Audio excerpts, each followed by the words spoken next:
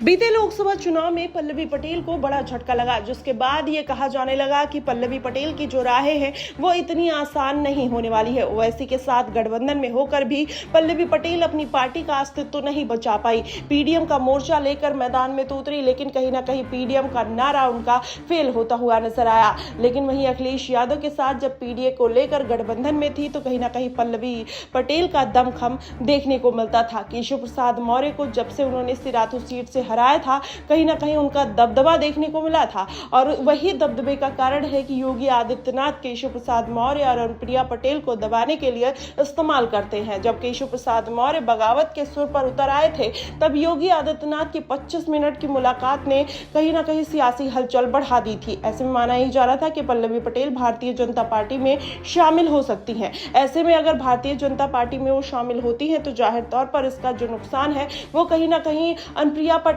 और केशव प्रसाद मौर्य और अखिलेश यादव सबको देखने को मिल सकता है। वहीं पल्लवी पटेल इसके पहले भी अपने पार्टी का अस्तित्व बचाने के लिए अलग अलग पार्टियों का रुख कर चुकी है। अब भारतीय जनता पार्टी उनको ये मौका देना चाहेगी, क्योंकि उनकी बहन अनुप्रिया पटेल से पल्लवी पटेल की बहुत ज्यादा अनबन रहती है। ऐसे में अगर भारतीय जनता पार्टी अगर उनको मौका देती है तो क्या पल्लवी पटेल और अनुप्रिया पटेल के बिगड़ते रिश्तों से भारतीय जनता पार्टी के ऊपर कोई असर पड़ सकता है? कहीं ना कहीं ये बात शीर्ष आला कमान सोचते हुए नजर आ रहा है। लेकिन वहीं अगर पल्लवी पटेल की बात करें तो अपनी पार्टी को बचाने के लिए किसी बड़ी पार्टी का दामन थामना चाहती है। लेकिन वो पार्टी कौन सी होगी? क्या आजाद रावण की पार्टी हो सकती है? क्योंकि आजाद रावण जिस तरीके से पल्लवी पटेल के साथ चुनाव प्रचार करने के लिए कुशीनगर सीट पर गए थे, उससे ये माना जा रहा था कि आने वाले दिनों में इनका गठबंधन हो सकता है। लेकिन वहीं पल्लवी पटेल बार बार मायावती की तरफ रुख करना चाहती है, और मायावती को उन्होंने कितनी बार ऑफर दिया था, लेकिन वो ऑफर कहीं ना कहीं मायावती ठुकराते हुए नजर आई